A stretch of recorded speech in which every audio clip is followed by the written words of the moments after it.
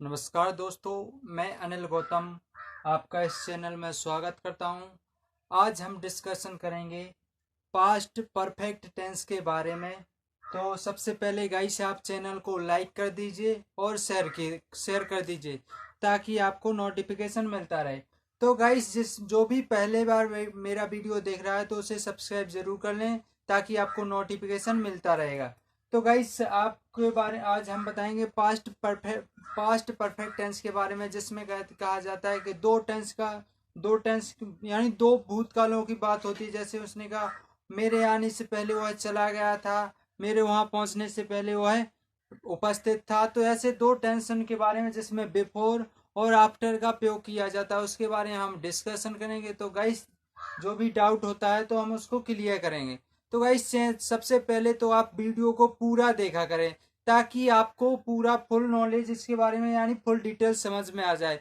आप आधा वीडियो कभी किसी का भी वीडियो देखा करें तो फुल वीडियो देखा करें, फुल जो भी देते हैं तो फुल देखा करें ताकि आपको समझ में आ जाए, अच्छे से नॉलेज हो जाए। तो गाइस सबसे पहले आप चैनल को सब्सक्राइब कर दें और लाइक जरूर कर दें। तो गाइस हम बता रहे हैं आपको पास्ट पास्ट परफेक्ट टेंस के बारे में।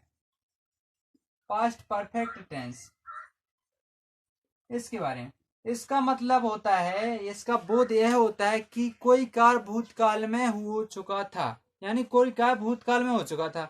यानी तो जैसे मैंने कहा वह पानी पी चुका था, तो पूरा काम हो चुका था भूतकाल में। तो इसका ये बोध होता है। इसकी सहायकी वो पहचान डेफिनेशन ये होती है हिंदी में बोले तो जिन वाक्यों के अंत में चुका था, चुकी थी, चुके थे आदि शब्द आए तो वहां पर पास्ट पास्ट परफेक्ट टेंस होता है। जे तो गाइस जे हाई स्कूल और इंटर के लिए है मोस्ट, ये पहचान सीखने के लिए 8 के बच्चे 8 से लेकर 12th तक के सीख सकते हैं।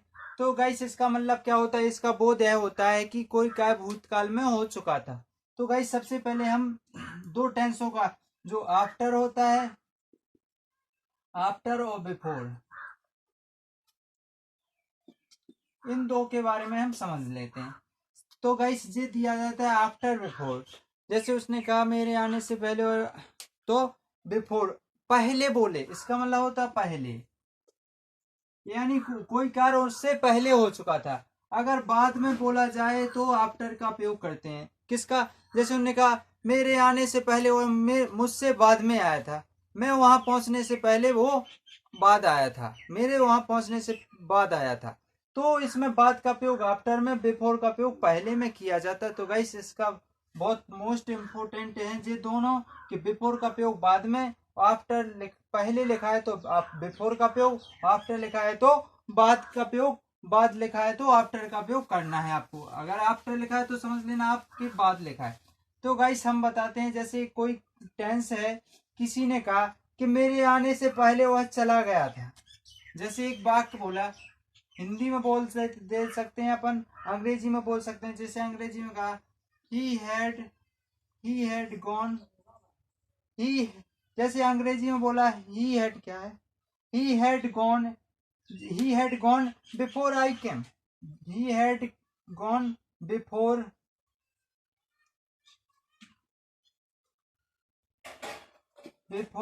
बिफोर आई केम।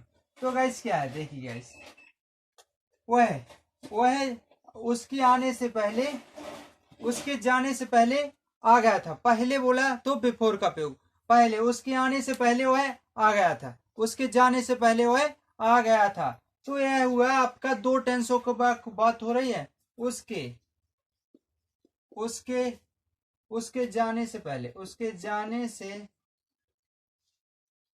ये सॉरी गाइस, इस यहाँ से होता है टेंस क्योंकि इसका प्रयोग पहले, इसका प्रयोग पहले, बात का प्रयोग यहाँ,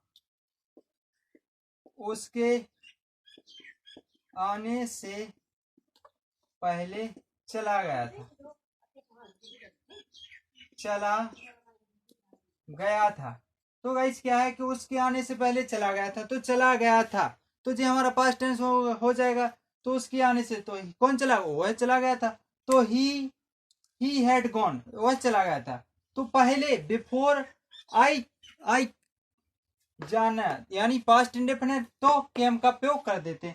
तो गाइस ये रहे हमारे कुछ क्वेश्चन। अगर देखिएगा इस क्या है कि बिफोर लगा है तो उसका सहायकिया हेड पहले लग जाएगी, हेड है जो उसकी आपकी सहायकिया पहले लग जाएगी बिफोर में। जो आफ्टर होता है वो हेड आपकी सहायकिया बाद में लगती है। आफ्टर के बाद में, आफ्टर है बाद है तो बाद में ही प्रयोग किया जाता है किसका, सहायकिया का। तो गाइस ये दोनों आप याद रख लें और ध्यान से याद रख लें। तो गाइस सबसे पहले हम चलते हैं आपको किस टेंस की ओर, एफर्मेटिव सेंटेंस की ओर। एफर्मेटिव सेंटेंस क्या है? तो गाइस एफर्मेटिव सेंटेंस का मतलब होता है साधारण वाक्य, या जिसे बोल सकते हैं हम सिंपल सेंटेंस। क्या बोल सकते हैं? Simple sentence. तो सिंपल सेंटेंस क्या है? सिंपल सेंटेंस, सिंपल सेंटेंस इसी को बोलते हैं एफर्मेटिव सेंटेंस, यानी सरल वाक्य बोलते हैं, और साधारण यानी साधारण वाक्य बोलते हैं एफर्मेटिव को। इसको सरल वाक्य या साधारण वाक्य बोल सकते हैं। इसका रूल्स होता है, देखिएगा इसमें केवल एक ही सहायकिया का प्रयोग होता है, वो होती है आपकी हेड। क्या होती है? हेड का प्रयोग होता है। तो गाइस हेड का प्रयोग कहाँ किया जाता है उसके बारे में हम बता रहे हैं आपको।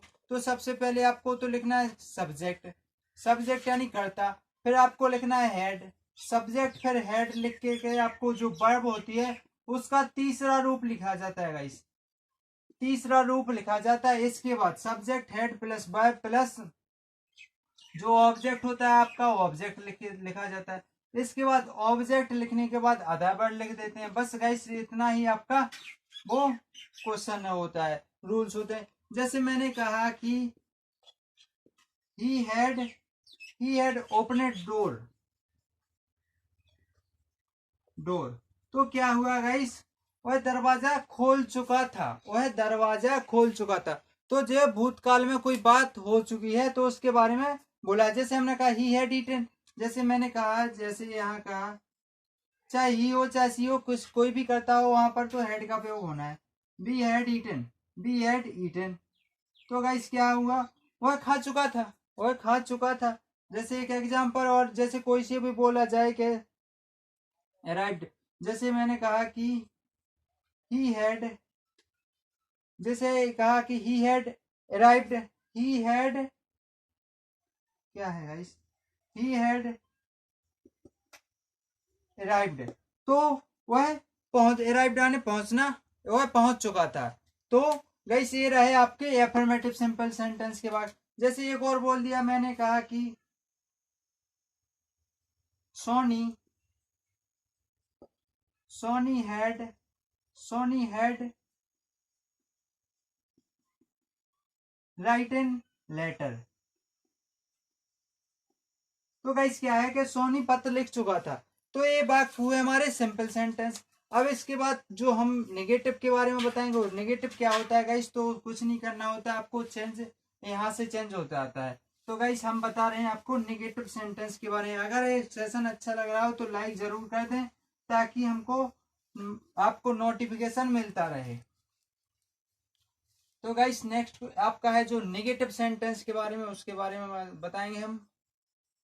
Negative sentence,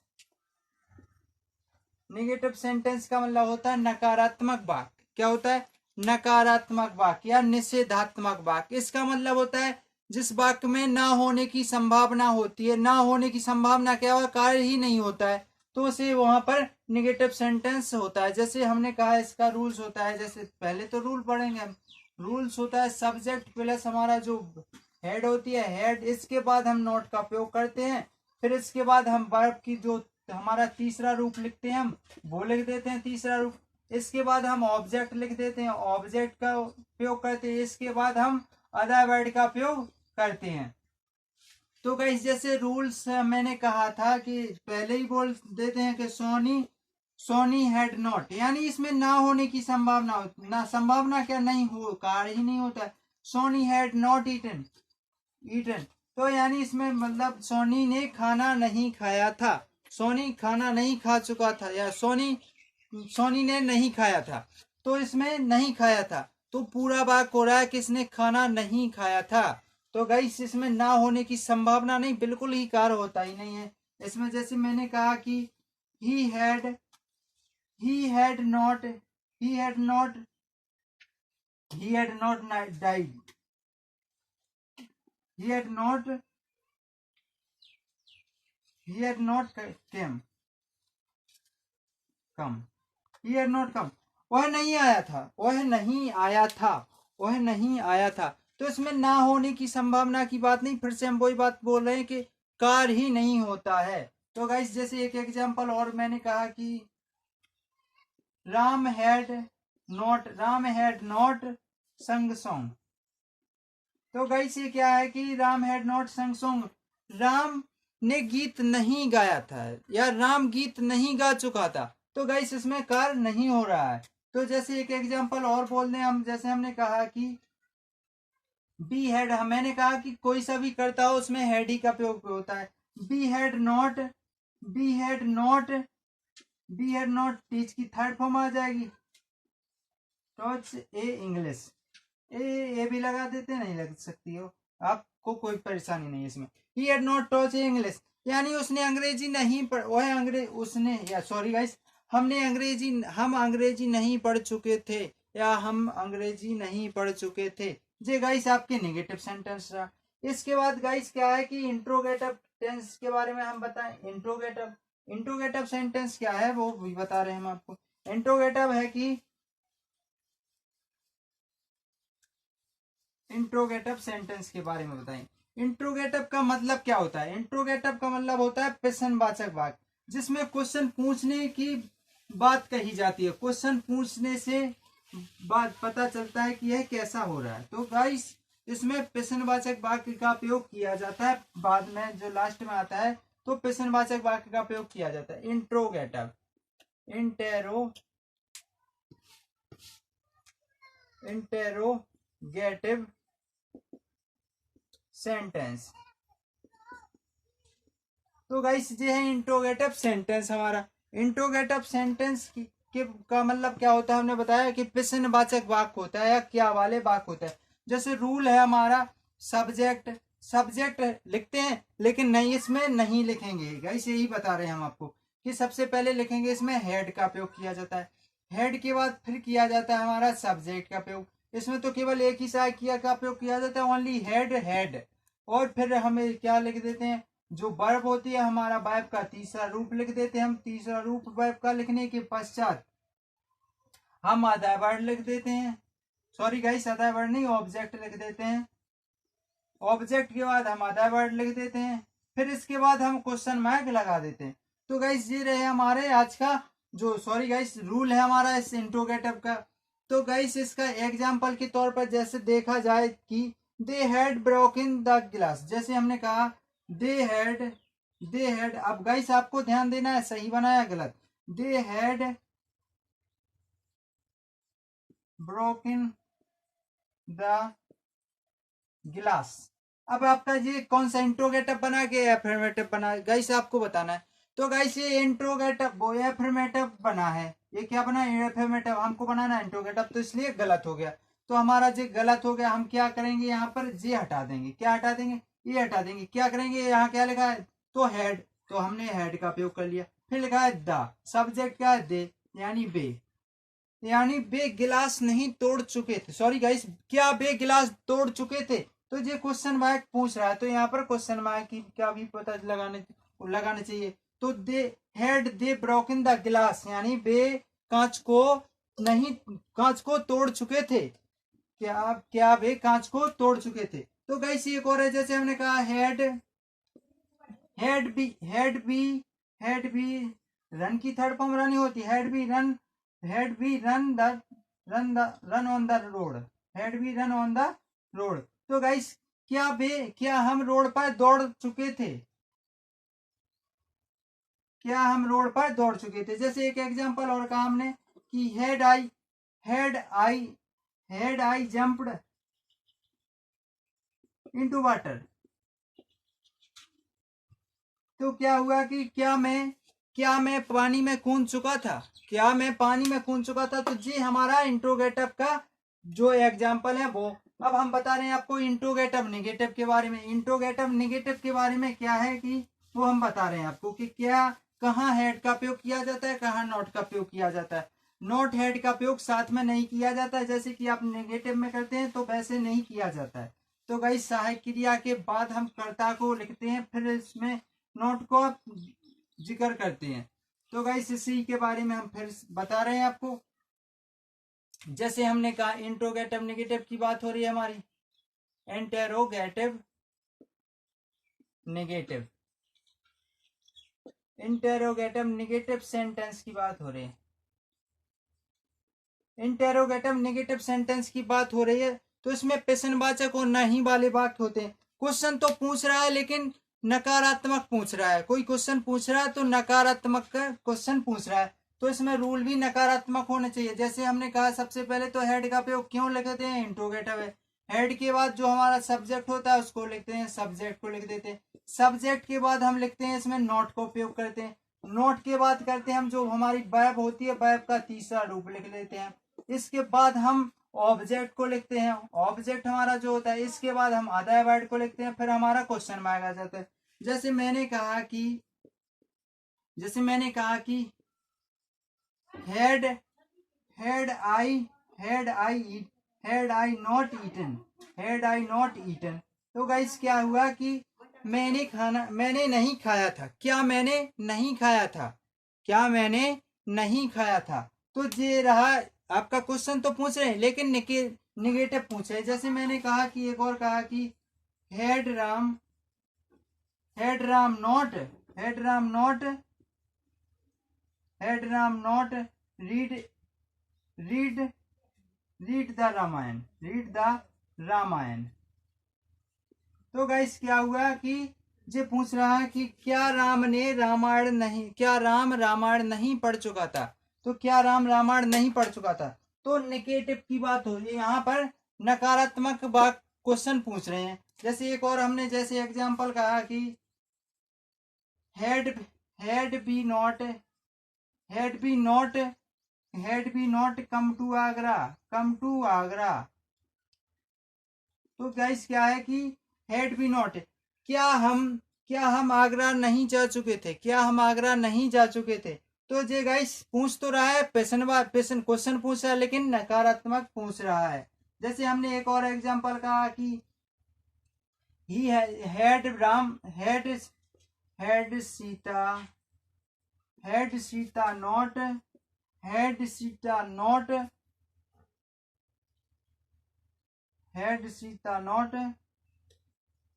played football.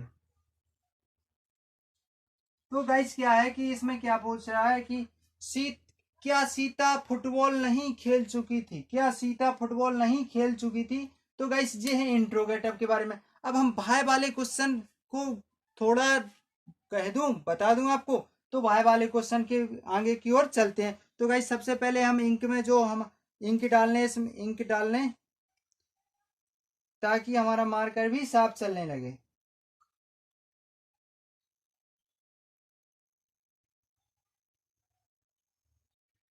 हमारे तीनों मार्कर खाली हो गए हैं इसलिए हम इंक डाल रहे हैं। तो गाइस हम बता रहे हैं आपको भाई वाले यानी डबल इंट्रोगेटिव बोलते हैं जिसको क्वेश्चन को। तो क्या करते हैं, सबसे पहले आप लोग भाई का उपयोग कोई लोग बीच में कर देता है कि कहीं पर कर देता है, तो आपको वैसा नहीं करना है। हम बता रहे हैं आपको इसके रूल क्या होते हैं, भाई का उपयोग कैसे किया जाता है, हर टेंस में किया जाता है। तो आप भी कर लीजिए, डबल इंट्रोगेटिव बोलते हैं। जैसे नेगेटिव भी आ जाए तो भी हम कर देते हैं, आपका कोई सा भी क्वेश्चन आ जाए तो आप कर दोगे, इसीलिए हम आपको बता रहे हैं।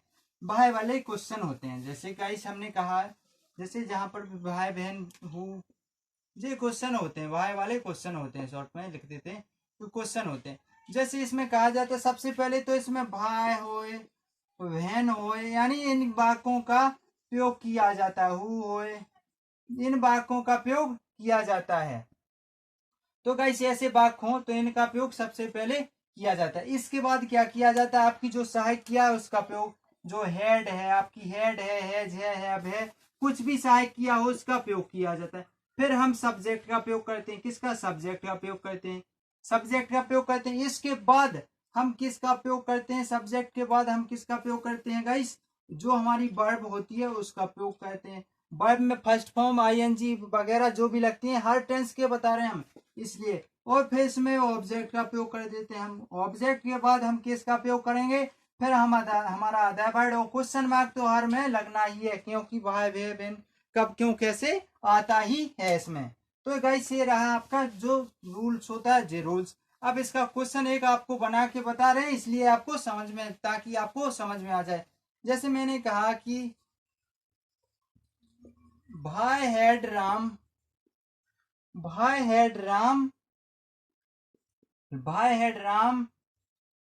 Played the cricket.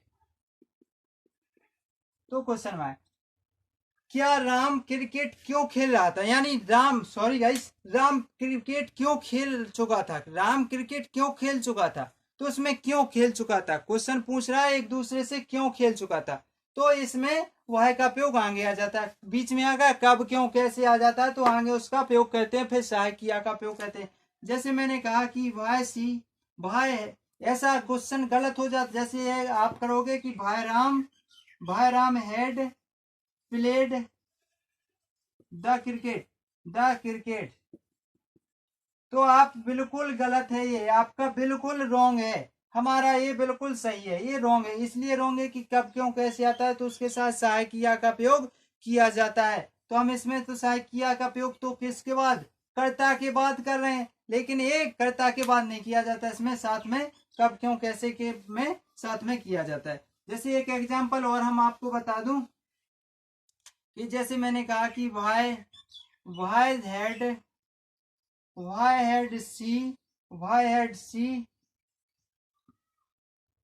Had C drunk water. अब गाइस ये रहा क्वेश्चन आपका, जैसे वह पानी पीना, ड्रिंक माने पीना, ड्रिंक की थर्ड फॉर्म ड्रंक, DRUNK। तो क्या वह, सॉरी गाइस, वह पानी क्यों पी चुकी थी, वह पानी क्यों पी यानी वह पानी क्यों पी चुकी थी। तो ये पूछ रहे हैं कि क्यों पी चुकी थी, ऐसा कार्य क्यों कर रहे थे। तो कर तो रहे थे, लेकिन क्यों कर रहे थे, ऐसा इसलिए क्यों कर रहे थे, तो पूछा जाता है। अब इसका बाद अगर नोट का पूछा जाए, यही बात पूछा जाए कि ही हैड, तो क्या करोगे, he Y had C not, note कब करोगे, सी के बाद करोगे नोट का उपयोग। Y had C not drunk water. तो हमारा ये क्वेश्चन आपका बिल्कुल सही रहेगा। अगर आप ऐसा कर दोगे कि गलत हो जाएगा, कैसा, अगर आप कहोगे कि भाई के बाद हम नोट लगा दें तो गलत हो जाएगा, आप हेड के बाद नोट लगा दोगे तो गलत हो जाएगा आपका। जैसे आपने ऐसा किया तो आपका जे गलत हो गया। अगर आप सी के बाद नोट लगाते हैं तब आपका जे सही है, और जे हमारा रॉन्ग है, जी हमारा रॉन्ग हो गया। तो गाइस जी रहे हमारे भाई वाले क्वेश्चन, कैन, यानी बीच में जब कब क्यों कैसे लगता है। तो गाइस अगर चैनल अच्छा लगा हो तो गाइस चैनल को लाइक कर लीजिए, जो भी हमारा पहली बार वीडियो देख रहा हो उसे सबसे पहले सब्सक्राइब आप जरूर कर लें, ताकि आपको नोटिफिकेशन मिलता रहे गाइस। और ये यानी 8 से लेकर के 12th तक के बच्चे को बहुत अति महत्वपूर्ण है, और ये कंपटीशन के लिए तो है ही, SSC CGL और SI में तो क्वेश्चन इनसे बनते ही हैं, क्योंकि इसके बाद हमारे चेंज होना है, पैसे बॉयज डायरेक्ट इनडायरेक्ट बहुत कछु इन्हीं से, डिटर्मिनेशन हर चीज इन्हीं से बनती है। तो गाइस पूरी जो व्याकरण होती है, आपकी व्याकरण होती है, फुल इसी से बनती है, इंग्लिश की व्याकरण। तो गाइस चैनल को सब्सक्राइब कर लें, ताकि आपको नोटिफिकेशन मिलता है, लाइक करते रहें ताकि आपको पूरे जो भी हम जितने भी वीडियो डालें आपको नोटिफिकेशन मिलता रहेगा। तो गाइस चैनल को लाइक कर लें, और अपने जो पास में बच्चे हैं हाई स्कूल इंटर के, तो उनको बता दें कि यहाँ पर भी क्लास होने, आपके जो सब्जेक्ट हैं सारे सब्जेक्ट उनकी क्लास हो रही है। उनकी सब्जेक्ट क्लास 1 जुलाई से हम ला रहे हैं इसी चैनल पर, तो वो सब्सक्राइब कर लें ताकि उनको नोटिफिकेशन मिल जाए। तो गाइस चैनल को सब्सक्राइब जरूर कर लें जो पहली बार देख रहा हो, और लाइक और शेयर करें। जय हिंद साथियों।